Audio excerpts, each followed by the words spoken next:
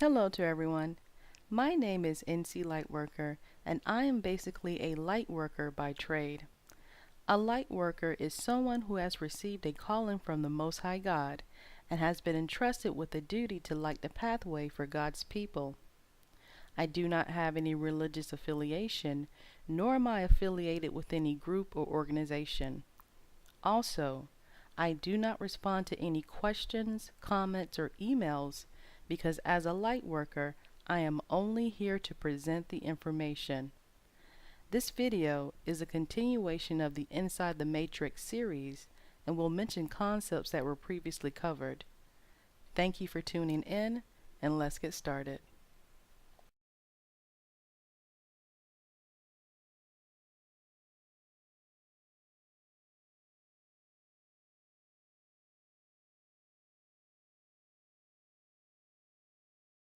Okay, folks, show of hands. Who voted in the presidential election? We are the gods that walk this earth. We serve and are created in the image of the Most High God. So I have a question for you. When has God ever asked the devil for permission to do anything?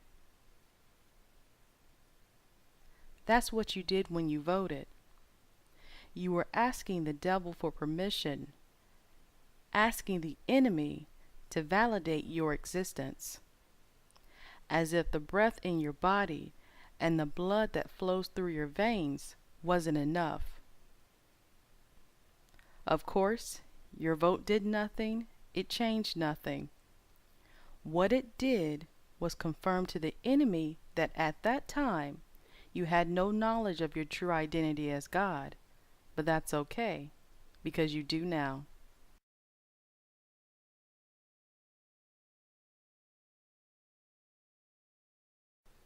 You know how adults play the "I got your nose" trick on children? The poor kid is freaking out, absolutely convinced that someone else actually has their nose in their hand, not realizing that their nose has been in front of their face the entire time. This is the same trick the enemy is playing. The weapons that the enemy uses are psychological in nature.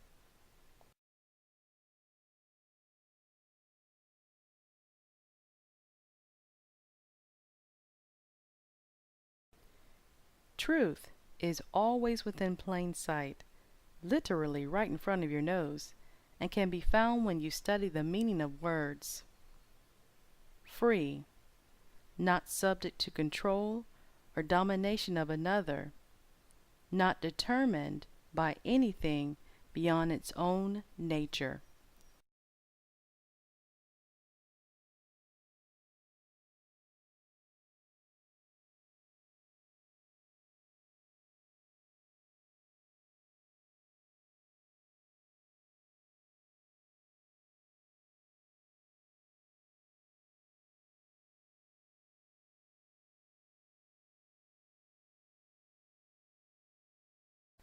We live in a world of real and imaginary. The enemy has convinced people that freedom is something that another person can actually possess, that you must fight to get it. You have to participate in marches and boycotts, and lastly, you have to make sure that you exercise your right to vote under the enemy's political system, under their system of white supremacy. The enemy travels within the same circles. They falsely perpetrate the illusion of a political separation within government, Democrats versus Republicans. The public is then asked to vote between the candidate from the left wing or the right wing party. Professor Griff said it best: left wing and right wing of the same damn bird.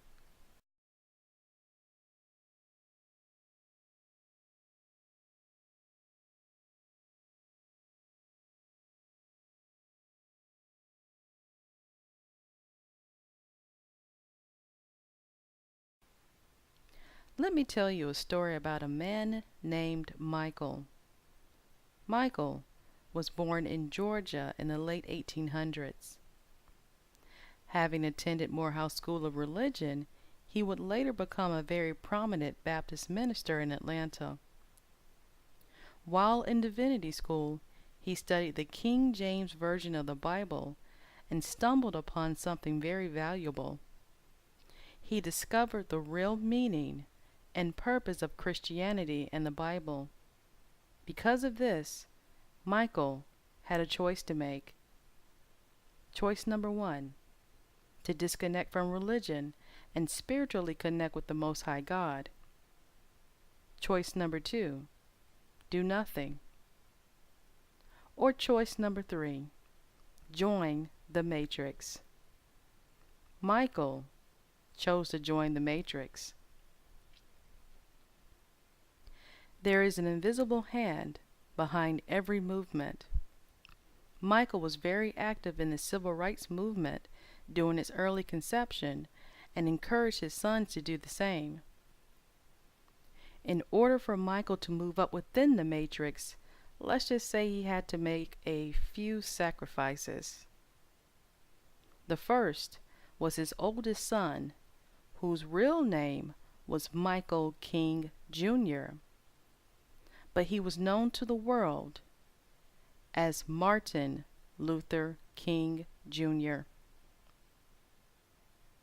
A year later, in 1969, his second son, Alfred King, mysteriously drowned, and his wife was shot and killed in 1974 while attending church.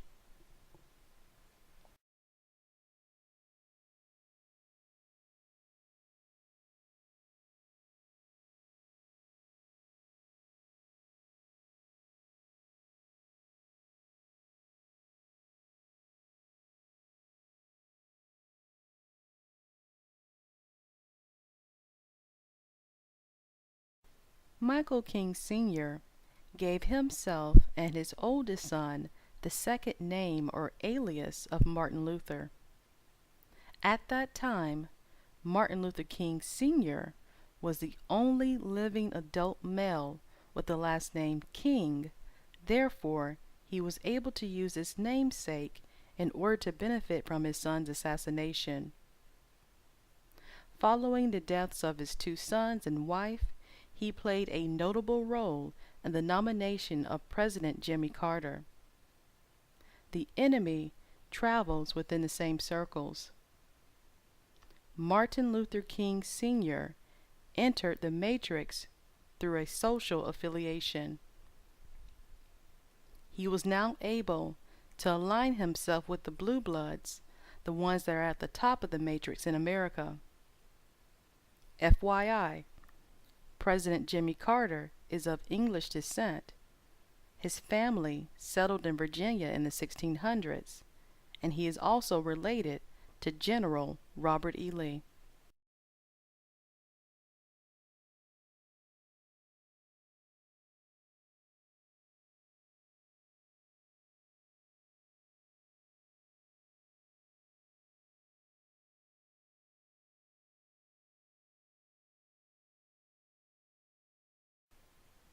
Truth comes from making connections and can be found when you study the meaning of words. Martin Luther King Sr. and Martin Luther King Jr. were Baptist ministers. Minister, agent, one entrusted with the management of government activities. Agent, one engaged in undercover activities. Remember, there is an invisible hand behind every movement.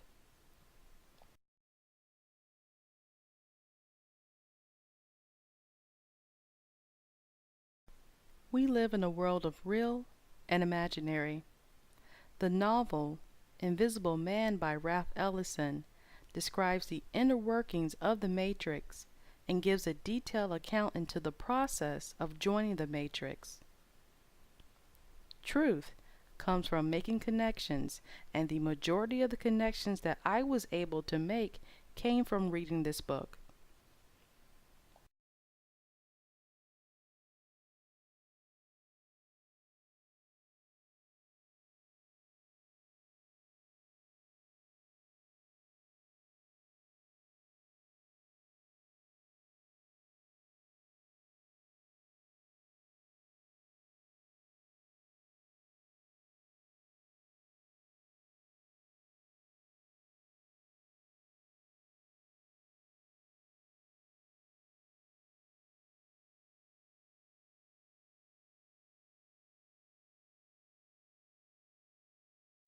Okay, so we're going to answer this question with a question.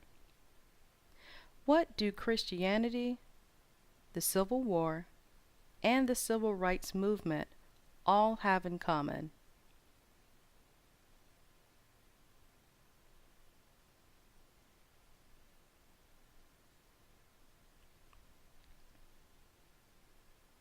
Now, I did not mention this earlier, but on April 15th, 1865, 6 days after the end of the Civil War, President Abraham Lincoln was assassinated. The answer is that all three are associated with a martyr.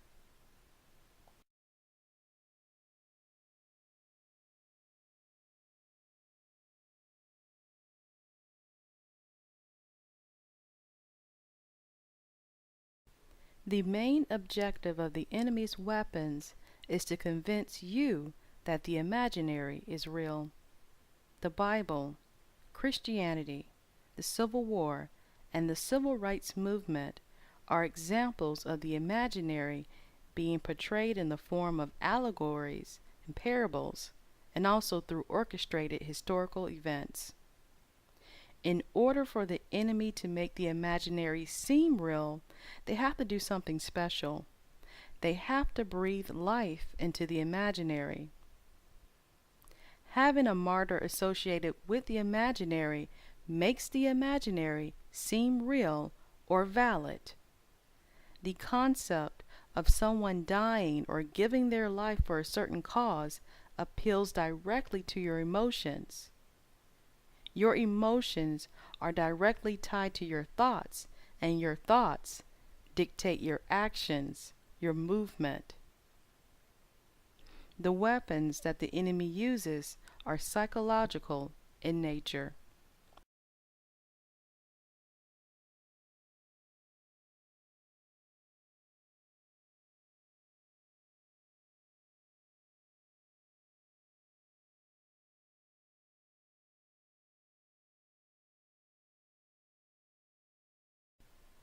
We live in a world of real and imaginary. The use of a martyr gives the perception of validity or importance to imaginary events and concepts. Examples: I am a Christian because Jesus Christ died for my sins. The Civil War and Abraham Lincoln's assassination were instrumental in slaves obtaining freedom in America. Exercising my right to vote is important because Martin Luther King paid the ultimate price.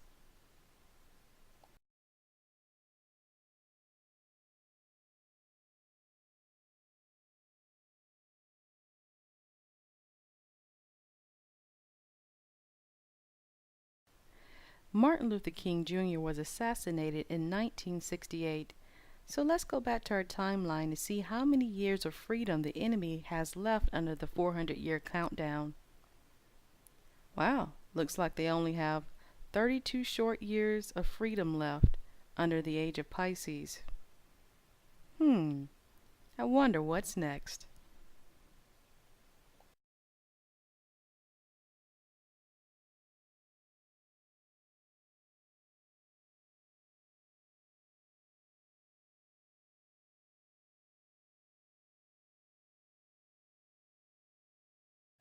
The beautiful thing about consciousness is that it will never force itself on you. You always have the option of going back to sleep at any time. The choice is yours. If the information in this post was able to wake up a handful of people, then my mission was accomplished. It is now your responsibility to stay awake, prepare, and continue connecting those dots. Please feel free to share this post. God bless and take care.